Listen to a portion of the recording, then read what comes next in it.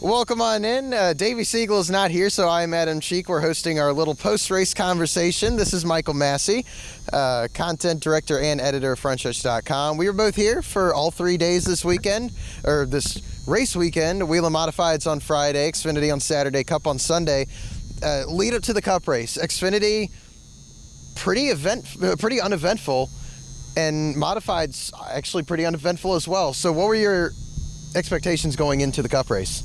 Yeah, I figure each time you get a race weekend, you usually have one great race, and the others are kind of, could be good, could be bad.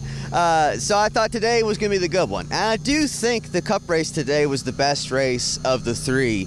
Just all the different strategies you had. And then Denny Hamlin and Kevin Harvick just coming flying through the field. I thought William Byron had it. I don't know about you, but I thought Byron had it in the bag. And Denny Hamlin was like 15 seconds back. And next thing you know, he's passing him for the lead with 5 laps to go. So, yeah, people will say that this Cup race is kind of boring. But you know what? I kind of liked it. Well, that's the thing. I also think it was the best race of the weekend, and it was the most interesting in terms of strategy. And we went into the media center with like 50 to go, and we're sitting there on one of the screens watching the times, and Hamlin's cutting it down like a second a lap or more, and all of a sudden he's there. I thought Byron had it won. I thought this was going to be one of those Richmond races where there's a guy coming and he's closing in, and then it kind of stalls out. But Hamlin and Harvick just click off laps, kill the deficit, and Hamlin ends up winning, and kind of the connection there. 2 Virginia guys. Virginia guy wins the race. Yeah. Denny Hamlin, Joe Gibbs Racing, I was talking about going into this weekend, and we discussed this some. Maybe Gibbs finally finding their stride with the next gen, and I feel like this is step one in that process. Yeah, we talked about on your radio show that you do that. Yes. If Toyota didn't do it this week at Richmond, a track where their name is literally plastered on the backstretch for everyone to see, a track that they've dominated in recent years. If they didn't get it done today, then they should be concerned. And sure enough, they looked a lot better today. Denny didn't look good at the start, but they made some good changes, and he was good when it mattered. Yeah, Denny coming through the field late. We kind of noticed he was doing well, and we tweeted about it like, I don't know, lap 300. And then we get downstairs, and boom, he's charging towards the front. Joe Gibbs Racing, these next couple of races, Martinsville, Hamlin's won there, Kyle Busch has won there. Truex has been so good there these last few years.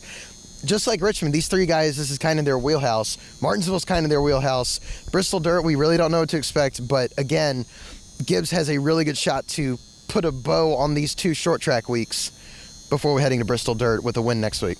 Right, well, Martinsville, you know who it's named after, Martin Truex Jr., and he looked really good tonight as well. I thought he was going to win for a bit until Byron and Rudy Fugle pulled out that strategy to get ahead of him, and then Martin, despite having a faster car, he couldn't get around Byron, and you know that's the guy that they were worried about, that Fugle was worried about. And he wasn't even thinking about Hamlin and Harvick coming, just flying by. But, yeah, Martin, Truex Jr., he's going to deliver next week. I mean, if he doesn't win, he'll at least be a strong top 5, top 10 contender. And one final question here before we head home and wait for Richmond to come back in 4 months. Ryan Blaney looked phenomenal early, leading 128 laps, led the first 128 laps, and then his car kind of started to fall off. He said he wasn't really sure what it was. Maybe it was just the sun setting, maybe it was adjustments they made, but he kind of faded as the evening went on, but still ended up 7th, and it seems like a really good step in what I think everyone's kind of calling his Richmond comeback story. He's been doing better and better and better after being terrible here. And it feels like he's kind of finally found his stride here. Yeah, I don't know what it was that, it's so weird. When he made his Xfinity debut, it was here 10 years ago, and he got a top 10. Yeah. And ever since then, he hadn't really done much at Richmond. He got a top 10 last year for the first time, and then this time, today, he led the most laps and probably should have won it. I think, the car went away, but he needs to, work on the attitude a little bit, I'd say. He was getting way too mad out there when he was running second. And, yeah, Ross did the bump and run on him, and you would have thought that Ross had, I don't know, killed his whole family or something. He was going on, Yeah, he was like going on a Rambo, spree, just cussing up a storm on the radio stuff. So, yeah, I don't know. But Blaney did figure out Richmond. I think he will win here at some point in the future.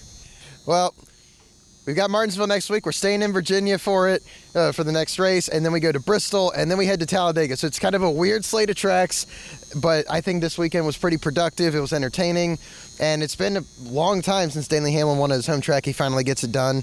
Michael Massie, thanks so much for joining me here, and we will see you guys next week at Martinsville.